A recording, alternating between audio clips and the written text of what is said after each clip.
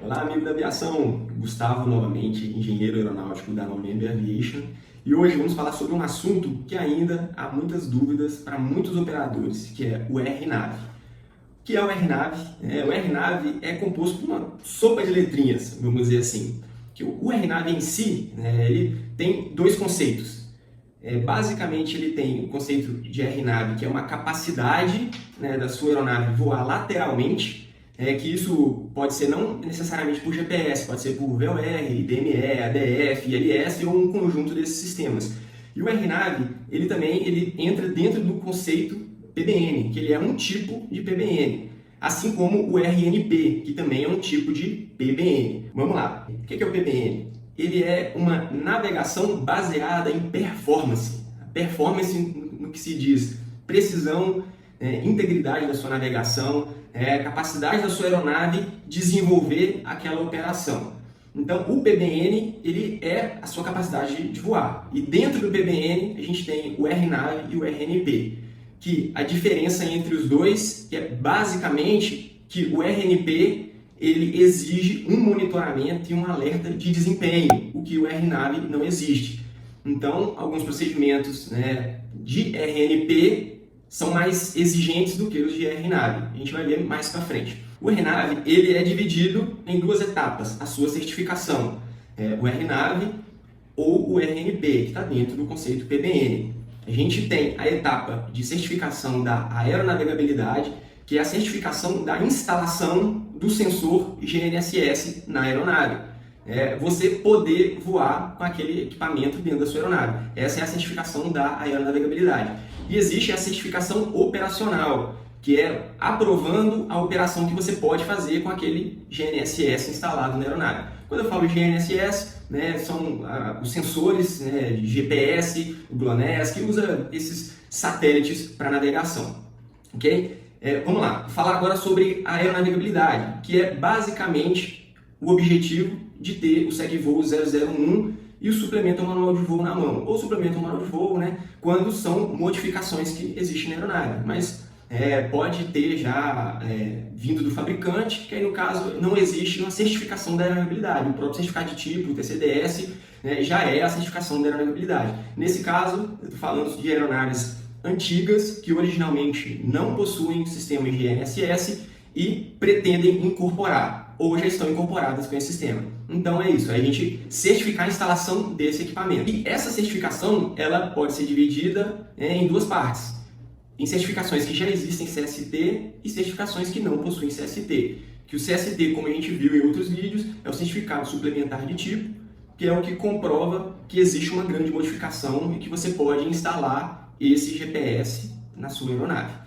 Então agora eu vou falar sobre as certificações que já possuem CST, que são certificações mais rápidas, que basicamente o que você precisa fazer é verificar no site da ANAC, consultar os CSTs disponíveis de GNSS e verificar se possui aplicabilidade para a sua aeronave. Se tiver aplicabilidade, você deve possuir uma autorização de uso desse CST junto ao detentor desse projeto. E verificar pelo manual de instalação as limitações desse projeto, as aplicabilidades, para garantir que é aplicável à sua aeronave. Beleza? Assim, a gente tem mais conteúdos falando sobre isso, então vou falar de uma forma bem superficial, tem outros vídeos que falam sobre isso. Então vamos lá, a segunda opção de certificação quando não tem um CST, é desenvolver um CST, um projeto de uma grande modificação para instalação desse GPS na aeronave. Então assim, essa é a etapa que a gente desenvolve um projeto junto à ANAC, que envolve um engenheiro aeronáutico, o cumprimento de requisitos para certificação daquela instalação da aeronave. Sim, a gente gosta de trabalhar muito com estudo de viabilidade.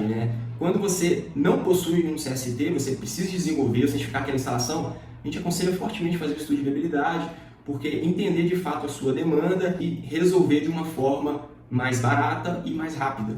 Essa fase de estudo de viabilidade é muito importante quando a gente pretende desenvolver um projeto, desenvolver um CST. E pode conversar com a gente, que a gente é especialista em desenvolvimento de CST.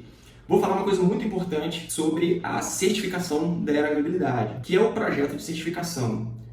Existem muitos critérios que são importantes e depende muito da interface que esse GPS faz na aeronave e o conjunto como se diz, performance, né, PBM, navegação baseada em performance, que vai avaliar o conjunto de aviônicos da sua aeronave, inclusive a preparação da tripulação para operar esses sistemas. Então, assim, dependendo do tipo de interface, dos anúncios, vai permitir o tipo de operação RNAV que você pode fazer. Dá um exemplo. Você possui um GPS instalado que faz interface com HSI e não possui nenhum anúncio repetidor do GPS. O GPS está instalado na coluna de rádios, ele não está no campo de visão primário ótimo, os anúncios. Então você precisa de ter anúncios repetidores específicos no campo de visão primário ótimo do piloto. Quando você tem esses anúncios, a gente pode fazer o RNP Approach. Então, assim, existem vários critérios, né? Isso eu só dei um exemplo. Existe uma série de requisitos que a gente precisa de cumprir para mostrar que a aeronave pode fazer o RNAV, ou RNP, ok? Assim, existem vários tipos de certificação RNP e RNAV. Isso vai depender da interface da sua aeronave, do conjunto de aviônicos que você possui, que vai desde o RNAV 10, que é o oceânico, RNAV 5, RNP, RNAV 1 e o RNP Approach. Basicamente são esses. Uma interface muito importante que o GNSS faz com a aeronave é o piloto automático.